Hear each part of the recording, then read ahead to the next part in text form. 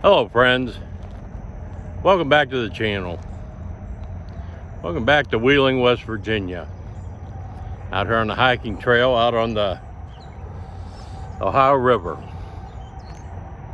Let's go for a walk. This is Monday, July 4th. Happy Independence Day to everybody. A really important holiday. A really important holiday to celebrate before we lose our independence. So let's take advantage of it and have a good time today. I got all the meat smoking and thought I'd go for a walk out here and have a little chat with you. Sorry about the camera. I don't have my gimbal or anything with me. I just hold my cell phone. So this is what we get. Bel Air Harbor Services. I might get lucky and see a tugboat go by. I'm gonna walk down this hill here. I haven't done this for a while. They used to have barges tied up down here that I could sneak on, but let me go down and see what the river looks like. Go down this path here. Hopefully I don't get in trouble or I don't fall, because it's been a while. Yeah. It's kind of decent. It's 470 there. Show you across the river.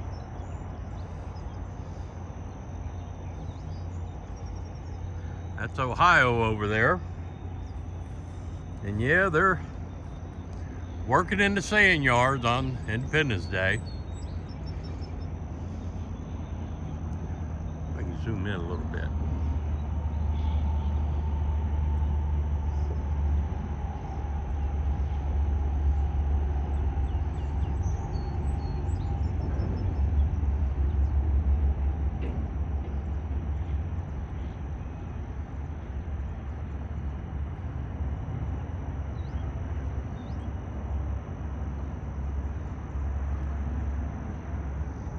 Pretty cool. All right, so let's see if I can show you. That's how close I am to the river. I could jump in there if I wanted to. I'm not going to. Hopefully I'm not going to fall in there. But let's go back up this hill and continue our walk now and get into the video.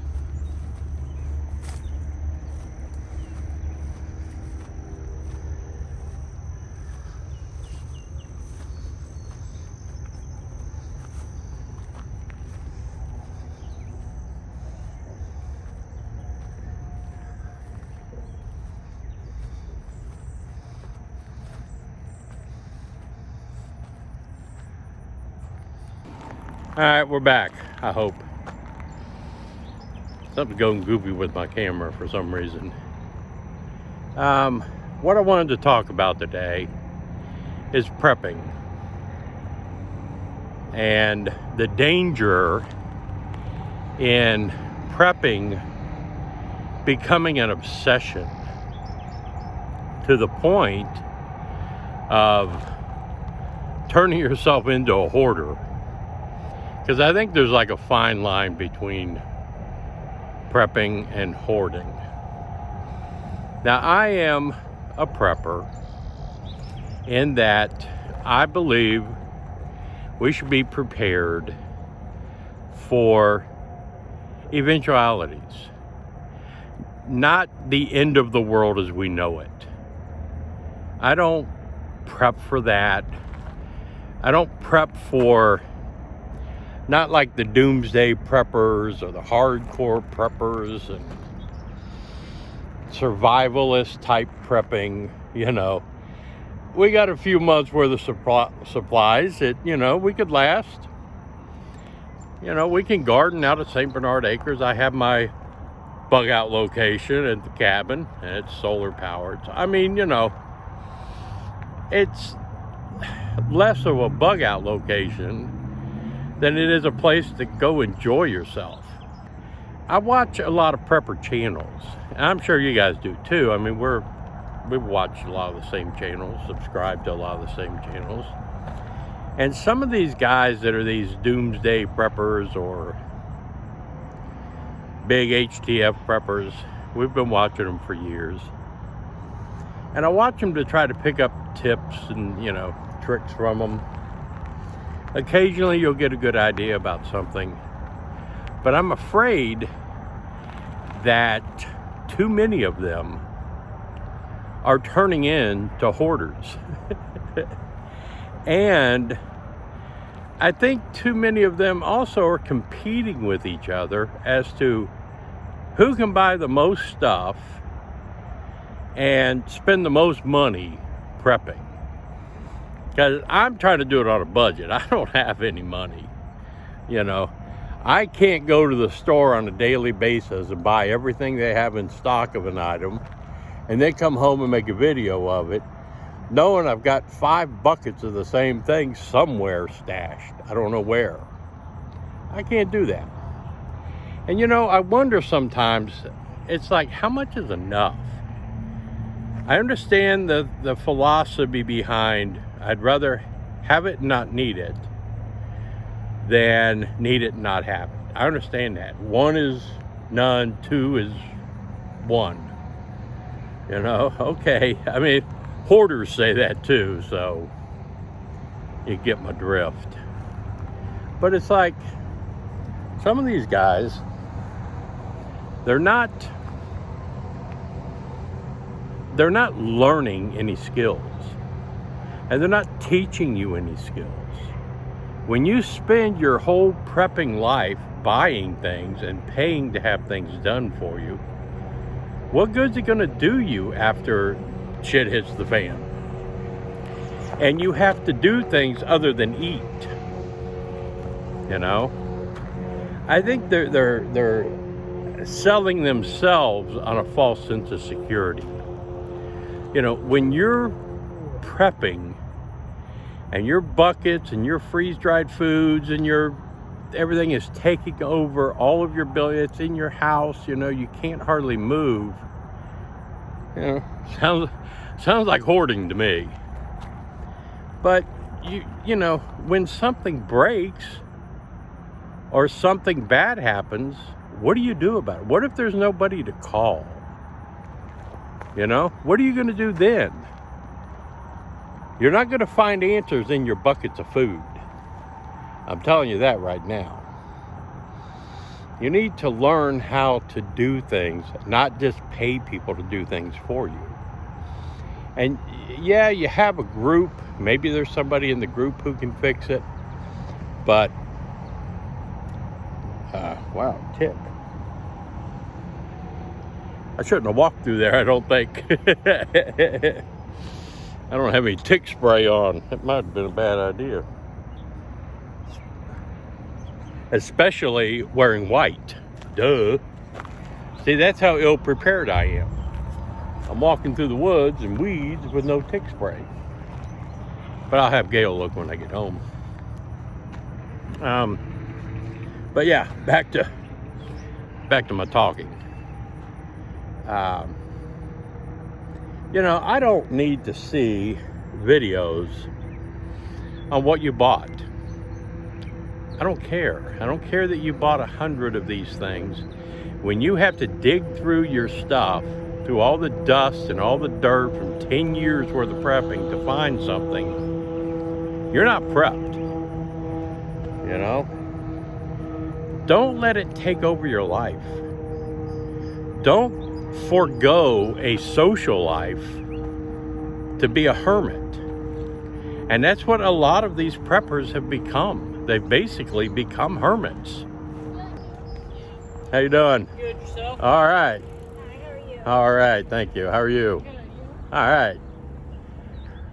Okay, enough cordialness. I'll knock them down and take their bicycles. But yeah, I think, see, once again, they interrupted my train. I hate getting older.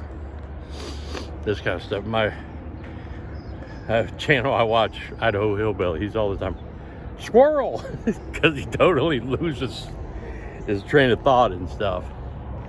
But yeah, don't let prepping become your obsession. Don't let it take over your life, your social life. and realize there are more things to prepping than buying food. There's a whole lot more things you need besides food. You don't need 200,000 rounds of ammo. Let's get that one out of the way. What you need are seeds. If I have enough food, I've always said this, I want enough food to get me through my first harvest. That's the big thing. You know, a well-stocked prepper pantry is great. 100 buckets of beans is a little extreme. And then you're out buying more beans, more rice. I mean, you know, you're gonna live for 10 years on beans. I don't understand it. But, you know, I prep, I think more, those guys have turned into the doomsday preppers. And I guess too, I mean, maybe it's a fear. They have a fear that they don't, you know, again, I understand being prepared for, you know, in case something happens. I don't fear anything happening. You know, I go on with my life. I do things. I can't, you know, let my prepping or my obsession take over my life. You know, I like having an active social life. I don't want to be a hermit. I don't want to, you know, I like my time out there alone and away from everybody, but just time away from everybody. I also like being around people. I also like being a part of society, not shunning away from it or being afraid of it.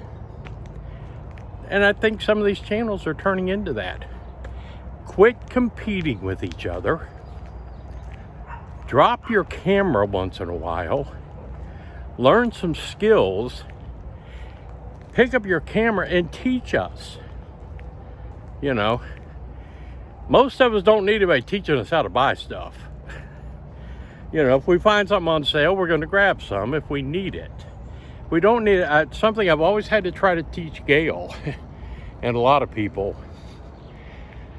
A sale is not a sale if you don't need it. That's the thing. You know? I don't know. How long should you prep for? How much freeze-dried food and sealed Mylar bags and buckets of beans and rice and stuff, how much do you need? That's a good question. What do you think would be a good amount to have for your prepper pantry? I'm thinking everything in one room. Not everything in my house, everything in my garage, everything in my shed, everything in my barn. You know, that's too much. So you tell me, how much do you think is enough? I say a few months worth and I'm good to go. Enough, like I said, enough to get through that first harvest.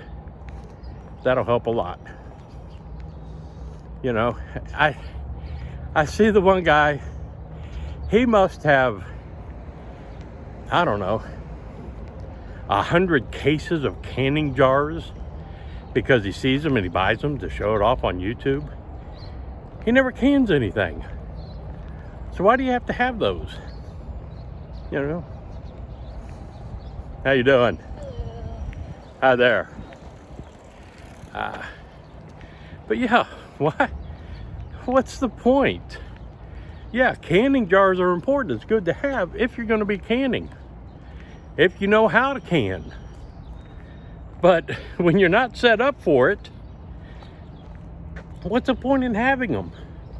Oh, I saw them at Walmart. They were on sale, so I bought everything they had. Okay.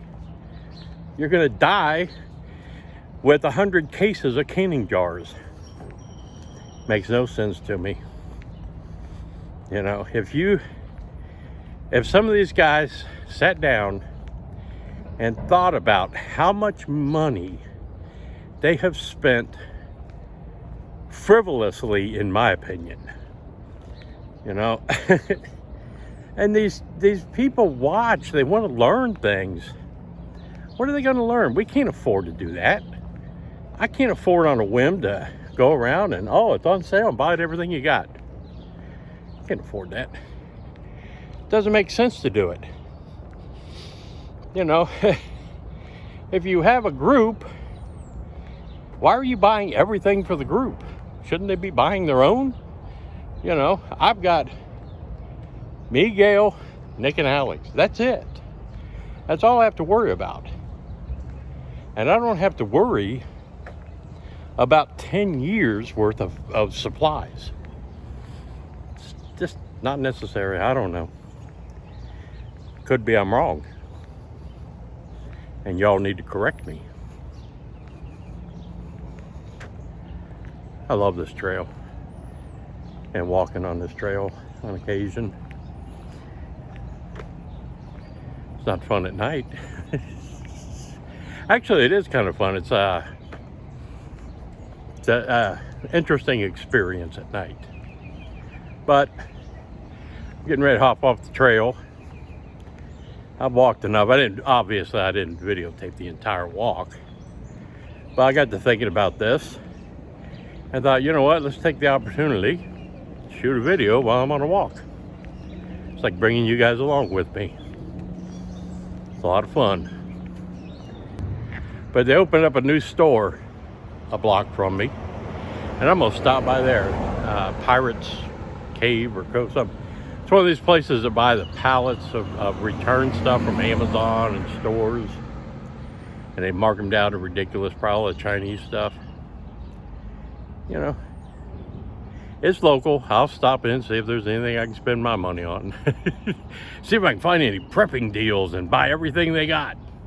And then go shoot a video. Show, look at what I bought. You guys can't buy this much. Ha ha. I hate that shit. Sorry. But anyway, again, hope you all have a lovely 4th of July. Safe 4th of July. No drinking and driving. Be safe with your fireworks and firecrackers. And remember to like, share, comment. Let me know what you think about these guys. Let me know what you think is enough. Where do you draw the line to make sure that you don't become obsessed with it, or it doesn't take over your life, or you don't become hoarding? You know, it's practical prepping. Practical sense prepping is what we need. So, I'm going home. I'm out. Thank y'all for watching.